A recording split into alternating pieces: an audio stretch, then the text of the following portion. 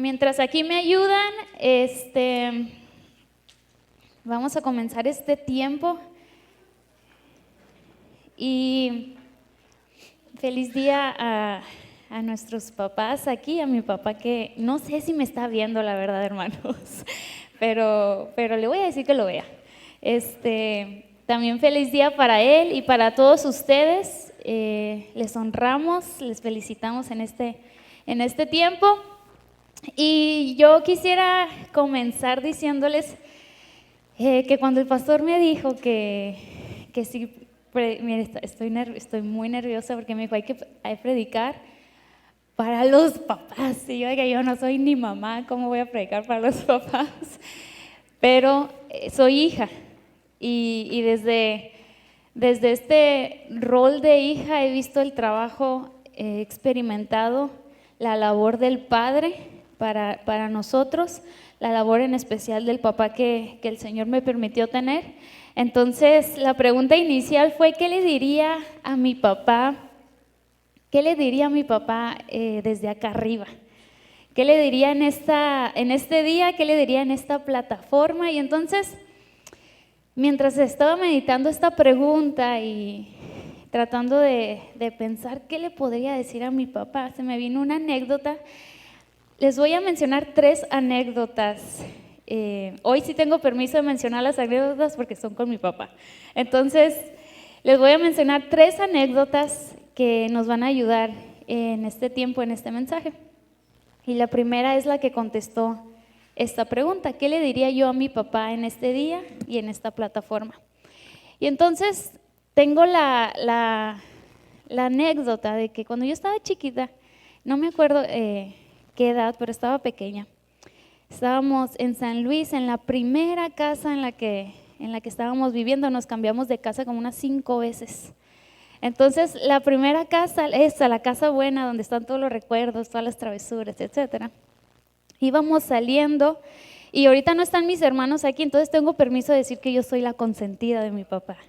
Soy la consentida de él. Íbamos a la tienda, a la Ley. En ese tiempo la Ley era la nueva novedad, ¿no? Y íbamos en el carro y tengo la memoria, tengo bien presente a mi papá manejando y diciéndome: si algún día me muero, así de la nada, hermanos, mi papá, si algún día me muero, me dijo, o si me muero bien pronto, no quiero que le eches la culpa a Dios, me dijo. Si yo me muero, el Señor, me dijo, no tiene la culpa.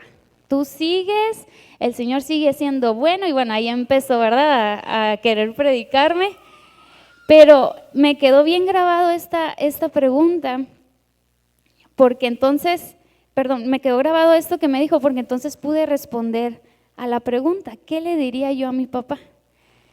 Y se me vino, como yo creo que muchos coincidiríamos, se me vino el gracias. Pero no un gracias solamente por mantenerme, por criarme, por llevarme y traerme a la escuela, por cuidarme, sino un gracias con un trasfondo espiritual. Gracias, papá, por presentarme de la forma en que Él pudo, con la madurez espiritual que Él pudo, con el conocimiento que Él pudo. Gracias por presentarme al Dios que hoy está en mi vida. Gracias porque hoy me da la identidad que yo necesito, porque hoy yo puedo estar aquí, porque el Señor a través de mi papá comenzó a hablarme y comenzó a darme un llamado. Mi papá ni quería que me viniera a vivir para acá, Tecate, pero él después de unos años me confesó que él sabía que yo a lo mejor iba a estar acá arriba, que a lo mejor iba a estar en un liderazgo. Y yo quisiera, si él me está viendo ahí, no quiero ver a la cámara porque siento que me está viendo y luego voy a llorar, pero las gracias porque me guió en el camino adecuado, en el camino correcto. Y aunque no solo es de un día, el día de hoy les honramos a ustedes, les abrazamos a todos los papás de PDN, a los que son biológicos, a los que no son biológicos, a los que son de crianza, a los que son papás espirituales. A todos ustedes en esta mañana les felicitamos y les voy a invitar a que podamos darles un aplauso a todos los papás de PDN en esta mañana. Y también queremos honrar y sobre todo celebrar la revelación más preciosa, que es la de nuestro Dios como nuestro Padre celestial. Y en este tiempo yo quisiera hablar un poco acerca de los papás, desde el rol de hija al estilo de nuestro Dios. Y yo quisiera preguntar, no sé si ustedes traigan todos Biblias, si no va a haber la oportunidad ahí de poder repartir algunas Biblias. Y en esta mañana yo quisiera preguntar sobre qué nos basamos, cuál es el argumento, sobre qué nos basamos para hacer la comparación de que una mamá, de que un hijo, de que un esposo, una esposa, de que un papá es bueno. ¿Cuál es nuestro punto de partida para poder comparar y decir, este papá es bueno, esta mamá está echándole ganas, este hijo está en lo correcto? ¿Cuál es nuestro punto de partida? Algunos podríamos decir, bueno, hay valores en la sociedad que nos pueden decir eso, la honestidad, a lo mejor, el respeto, y hoy en día la sociedad está teniendo algunos ideales que a lo mejor nosotros no. Entonces nosotros diríamos, ¿cuál es nuestro punto de partida? Para decir que en este caso un papá es bueno. Y nosotros rápidamente vamos a la palabra de Dios. Y qué privilegio tienen los papás, porque el Hijo de Dios, es decir, el Señor Jesucristo, se reveló a sí mismo, revelando también a Dios como su Padre. Yo no sé cuántos de ustedes han tenido la oportunidad de leer el Evangelio de Juan o alguno de los evangelios, y en los evangelios siempre habla Jesús y dice, mi Padre y yo, o mi Padre, y se refiere a Él como mi Padre se los revelará. Y muestra una relación única que tiene Jesús con el Padre. Y es el mejor regalo el Señor Jesucristo que nos han dado, y a su vez también el mejor regalo de revelarnos a nuestro Dios como un Padre cercano, porque la revelación del Padre es de alguien que está cercano. Es decir, teníamos a un Dios para el pueblo que gobernaba soberanamente, un Dios que estaba en los cielos gobernando y que se tenían que acercar, vamos a decir, a Él a través de los sacrificios, a través del templo, aunque Él se había acercado primero. Pero ahora el Señor Jesús como que da un paso y se acerca más a nosotros, revelándonos a un Dios que nos toma como hijos, a un Dios que en su amor nos toma como hijos. Y yo quisiera que abrieran su Biblia en Juan, capítulo 1. No sé si por ahí tengan su Biblia. Y a ver, con una voz fuerte y varonil, algún papá que quiera leerlo. Juan 1, versículo 14.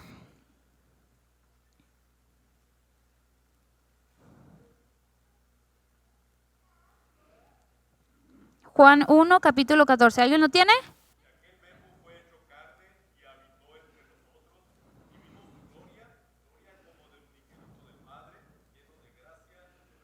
Y luego el 18, hermano. Sáltese al 18. Versículo 18.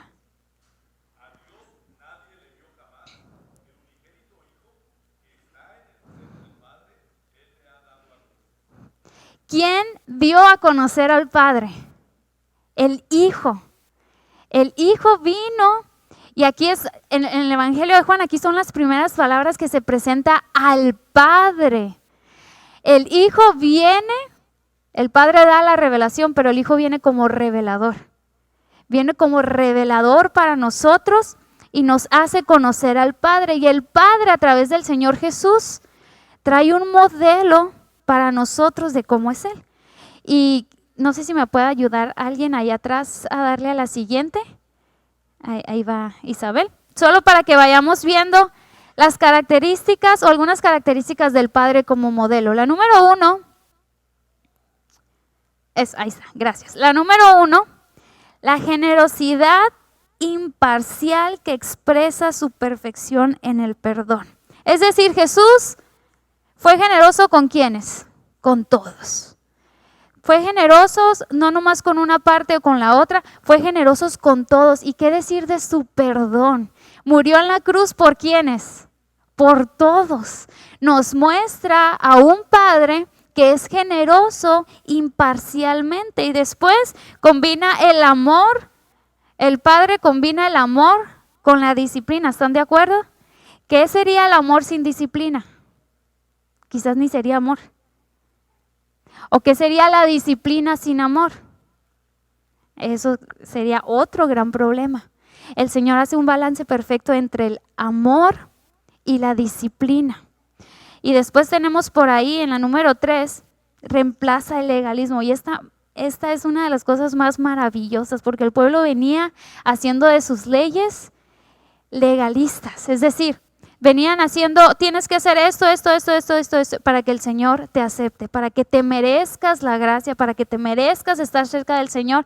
Y el Padre viene, Señor Jesús, a través, mostrando el amor del Padre, reemplaza el legalismo. Nadie de nosotros, y en la mañana estaba escuchando ahí en la escuela dominical, merecemos nada y aún así el Señor nos lo da. No nos merecemos nada del Señor y el Señor aún así en su misericordia nos lo da. Así vamos viendo el modelo del Padre.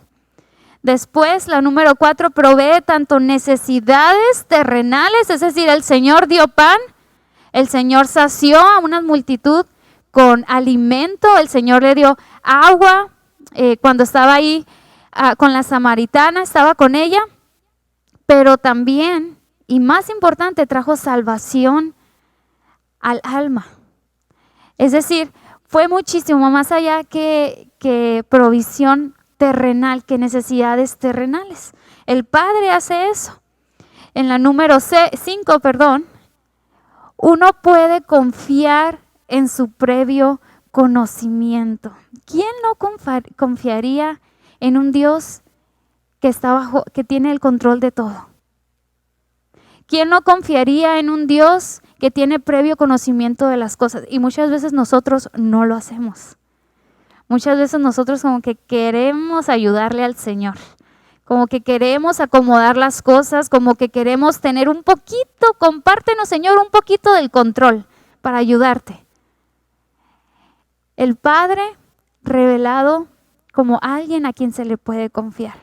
Y la número 6, presta ayuda en la persecución. Y generalmente cuando nosotros escuchamos persecución, pensamos en aquellas personas que están a lo mejor en este tiempo escondidas para poder reunirse, en aquellas personas que se tienen que ir bajo la tierra para llamarse iglesia, que tienen que entrar a países en los que no se pueden entrar de una manera, vamos a decir que escondida. Y nosotros pensamos eso y decimos, bueno, sí, el Señor presta ayuda a la persecución, pero también el Señor presta ayuda a nuestras situaciones aquí en el día a día.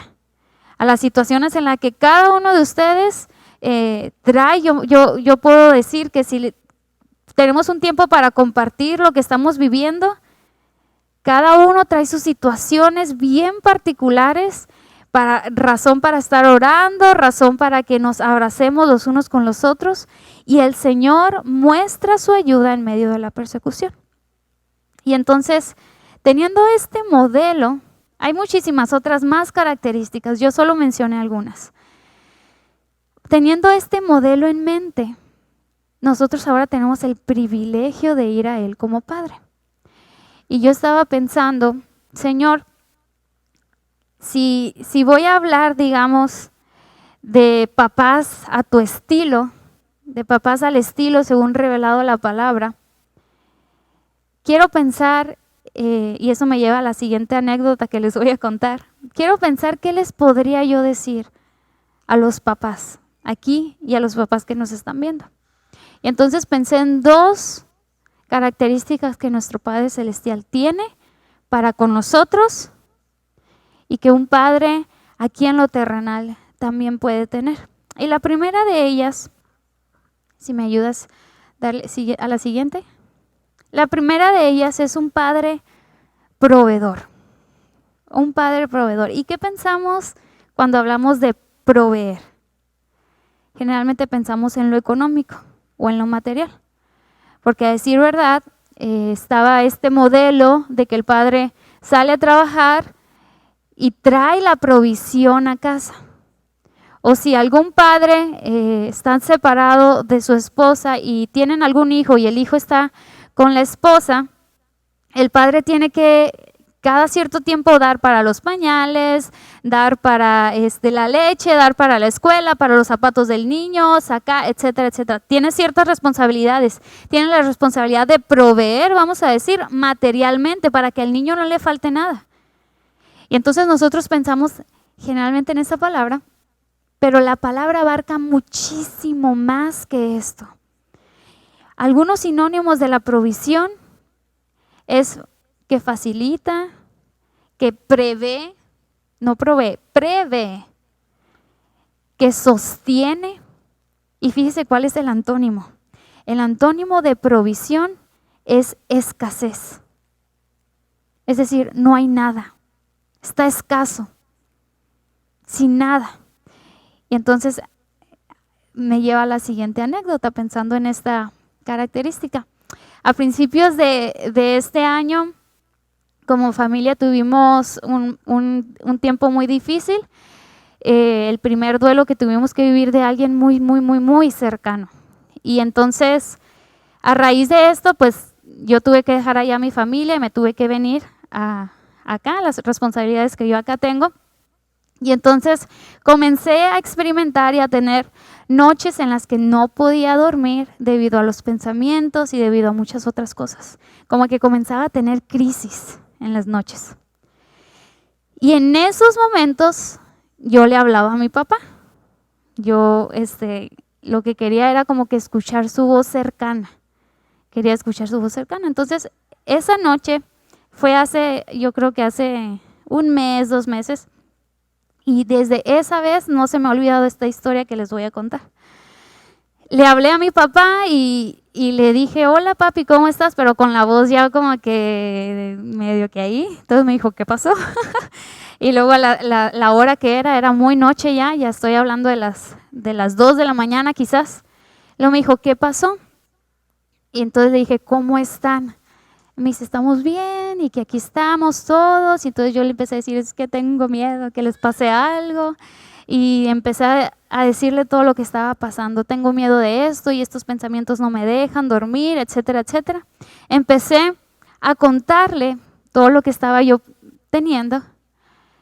Y entonces, miren hermanos, tengo 19 años, yo creo, de cristiana. Y jamás me había puesto yo a leer la historia que mi papá me contó. No sé qué pasó, la pasé desapercibida.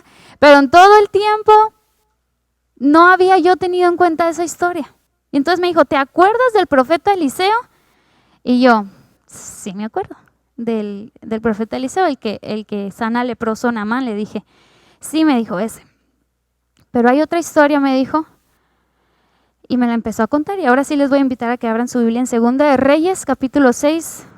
Segunda de Reyes, capítulo 6.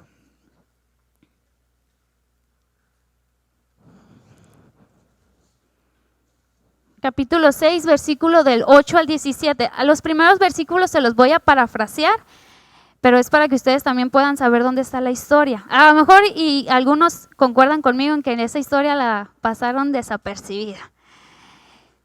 Y entonces el rey de Aram en ese tiempo estaba queriendo atacar al pueblo de Israel.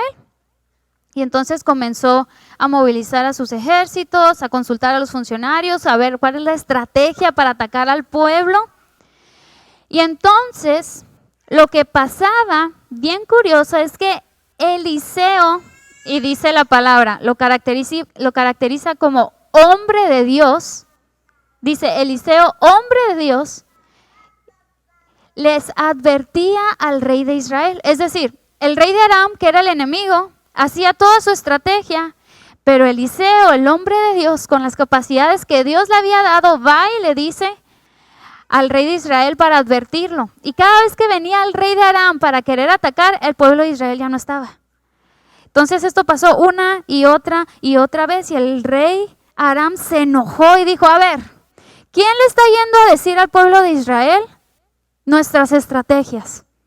¿Quién les está diciendo quién es el traidor aquí adentro que está yendo y diciendo lo que vamos a hacer? Y entonces los del rey de Aram, yo me imagino que con miedo ante el rey, no, Señor, nosotros no somos. Hay un profeta, el hombre de Dios en Israel. Fíjese lo que dice ahí en el versículo 12. No somos nosotros, mi Señor, le dice. Respondió, Eliseo, el profeta de Israel, le comunica al rey hasta las palabras, dice ahí, que usted dice en la intimidad de su alcoba. El profeta les está diciendo todo. Entonces el rey de Aram dijo, bueno, ¿saben qué? Organícense y vayan y captúrenlo. Búsquenlo y captúrenlo, por favor. Un gran ejército contra un solo hombre. Y entonces los del rey de Aram se preparan, van y buscan a Eliseo, llegan a la ciudad donde está y rodean todo. Y dice ahí que los del rey de Aram llegaron con tropas, con caballos y con carros de guerra por todos lados. Y entonces, eso pasó en la noche, llega la mañana y sale el siervo de Eliseo, que en ese tiempo el siervo dependía de la relación del amo y siervo o amo y esclavo, podía ser muy cercana, casi como la de un padre. Y entonces salió el siervo de mañana. Y cuando salió, tómala, que estaba todo rodeado de tropas, de carros y de caballos de guerra. Estaba rodeados. Y ahora sí, ahí en el versículo 15. Al siguiente día, cuando el sirviente del hombre de Dios se levantó temprano y salió, había tropas, caballos y carros de guerras por todos lados. Y dice el siervo de Eliseo, oh Señor, ¿qué vamos a hacer ahora? Gritó. Y fíjese cuál fue la respuesta de Eliseo. Ahora que para todo esto les estoy contando la historia como mi papá me la estaba contando, parafraseando. Y entonces dice el joven, ¡ay, Señor, qué vamos a hacer ahora! ¿Cuántas veces no le hemos preguntado eso al Señor, verdad? Señor, ¿qué vamos a hacer ahora en medio de esta situación?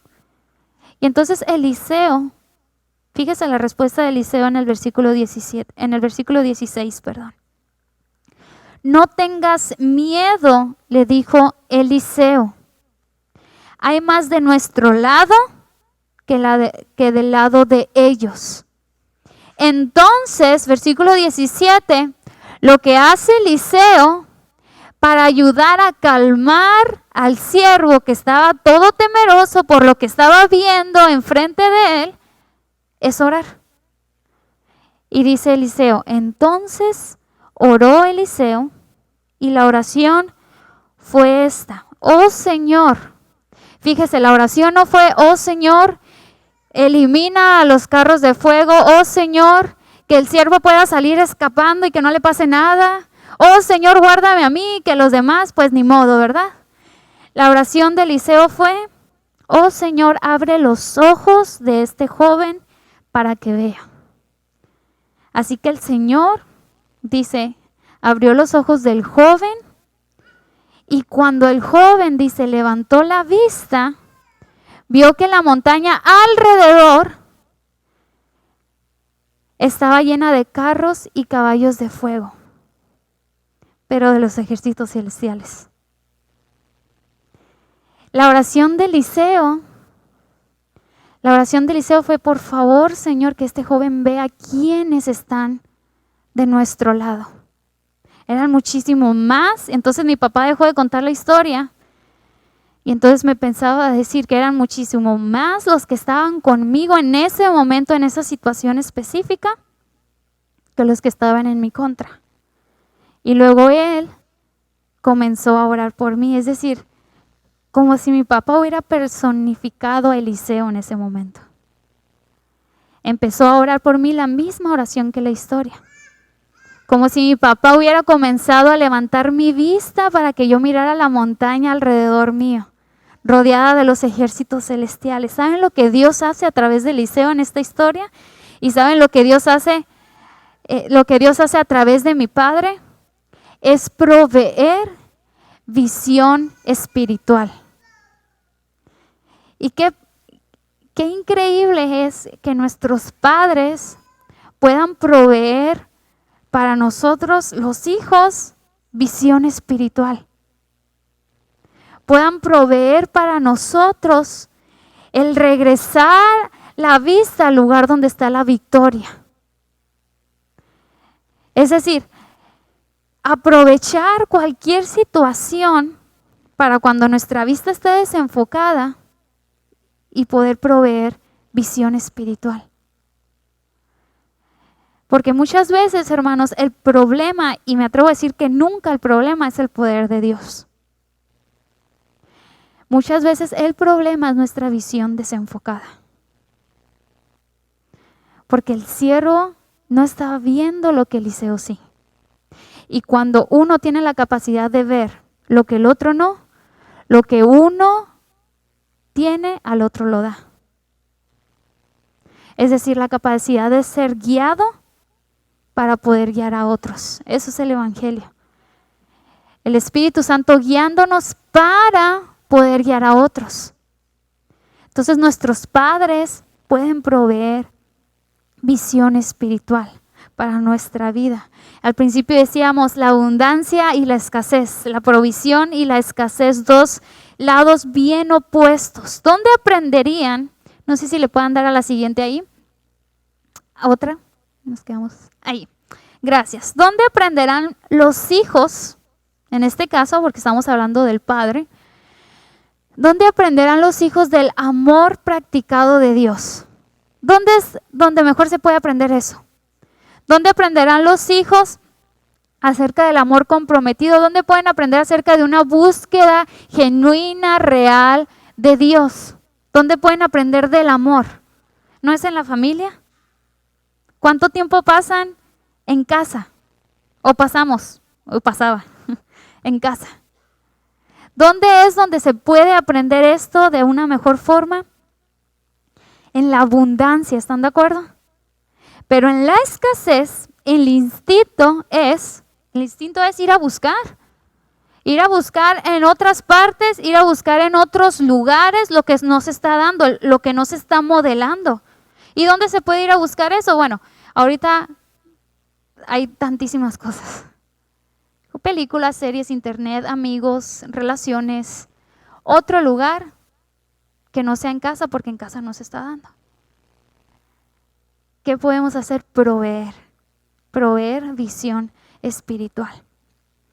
Y después, la segunda cosa que estaba pensando, ahí está un versículo, Proverbios 23, acerca de cómo el Padre se alegra con los hijos justos. La segunda característica es un Padre que da gracia. Y por ahí trae si quieres darle a la siguiente. Ahí está, ahora sí está mi papá ahí. No quiero ver esta foto porque ya saben que soy bien llorona. Pero ahí está mi papá como un padre que da gracia. Y yo quisiera preguntarles y que se sientan con la libertad de poder contestarme, ¿cómo se ve la gracia de Dios en su vida hoy? Pregúntese a usted mismo, ¿cómo se ve la gracia de Dios en su vida hoy? Porque hoy ya no estamos hablando del pueblo, cómo Dios dio gracia al pueblo. Hoy ya no estamos hablando a lo mejor de cómo el Señor vino con toda la humanidad. Específicamente cómo se ve la gracia de Dios en su vida, el día a día, cotidianamente. Pregúntese o pregúntele al Señor, Señor, ¿cómo veo tu gracia cada día? Y si no la veo, Señor, muéstramela. Enséñame a ver tu gracia cada día. Y entonces aquí viene la última anécdota. Y esta a lo mejor está para reírse. Yo traté de traer una que no fuera de risa, pero estaba también chiquita. Tengo muchas memorias de verdad con mi papá. Y estaba mi papá cocinando, mi mamá estaba trabajaba en donde hay partes del carro, yonque, ahí, más o menos. Entonces mi mamá estaba trabajando, mi papá estaba ahí, era un sábado o domingo por la mañana.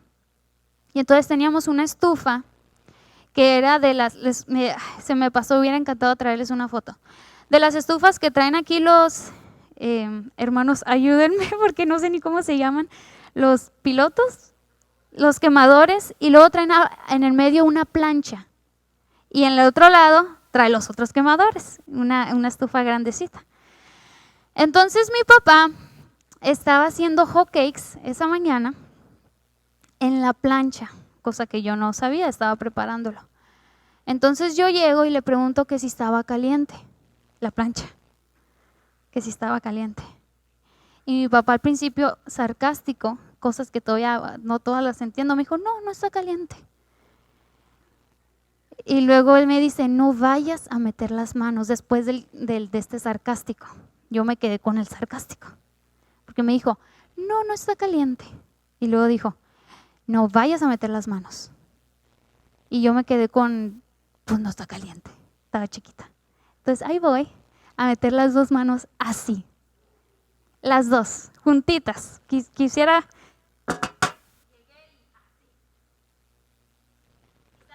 Yo creo que estaba a mejor la edad como Isabela.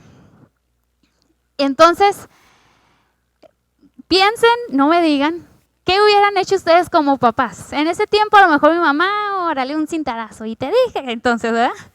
¿Qué hubieran hecho ustedes como papás? ¿Castigarlos, volverle a pegar porque no entendió, regañarlo después de la quemada?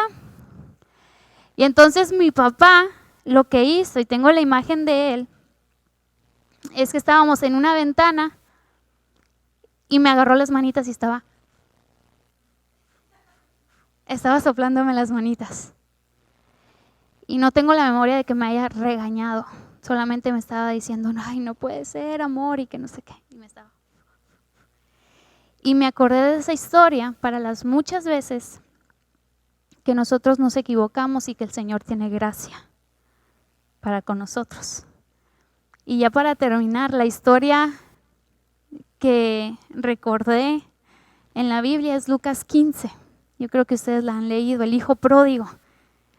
¿Cuánto no se equivocó el hijo pródigo? Papá, dame todo lo que a mí me corresponde y ahí te ves. Todo lo que a mí me corresponde, mi herencia, mi parte de la herencia, y ahí te ves. Y entonces el hijo pródigo se va y se gasta todo, se malgasta más bien, todo. Se malgasta todo,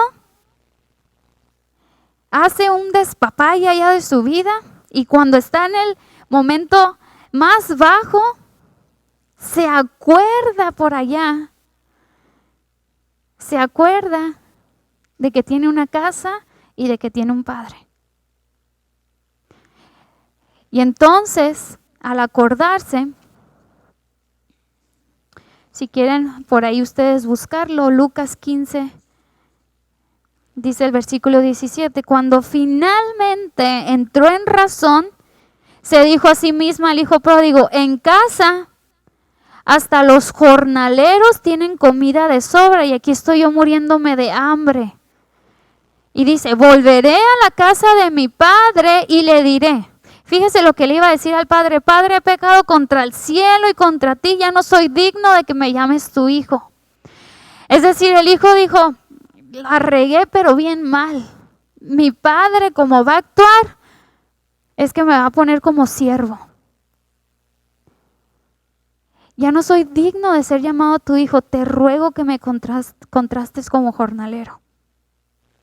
Y entonces regresó a la casa de su padre y cuando todavía estaba lejos, y me encanta que la palabra pueda rescatar esta parte, cuando todavía el hijo venía lejos y no me imagino cómo venía, si ya estaba comiendo comida de los cerdos, en qué condiciones estaba viniendo. Cuando todavía estaba lejos, su padre, dice, lo vio llegar. Y entonces cuando lo vio llegar, dice la palabra, se lleno de amor y compasión, corrió hacia el hijo. No esperó que el hijo llegara a la puerta. corrió hacia el hijo, lo abrazó y lo besó. Y entonces el hijo aprovechó y le dijo: Padre, he pecado contra el cielo y contra ti, y ya no soy digno de que me llames tu hijo. Y entonces el hijo, confesando esto al padre para que lo volviera a aceptar, sin embargo su padre dijo a los sirvientes: rápido, traigan la mejor túnica que haya en la casa y vístanlo. Consigan un anillo para su dedo y sandalias y para sus pies. Maten el ternero que hemos engordado, tenemos que celebrar porque el hijo que estaba muerto ahora ha vuelto a la vida. Y si nosotros nos enfocamos en la persona del Padre, porque muchas veces vemos esta historia desde el hijo, ¿verdad? Muchas veces vemos esta historia desde el hermano, que más adelante se pone furioso. Pero hoy vemos esta historia desde el Padre. Y muestra su gracia rápidamente de 3 formas. La primera es la restauración que da. La restauración que da al celebrar, al tener el banquete, al tener esta gran fiesta, porque la idea es que ahora todo estaba bien de nuevo. Todo estaba restaurado, el hijo ya había llegado, ya estaba completo el asunto.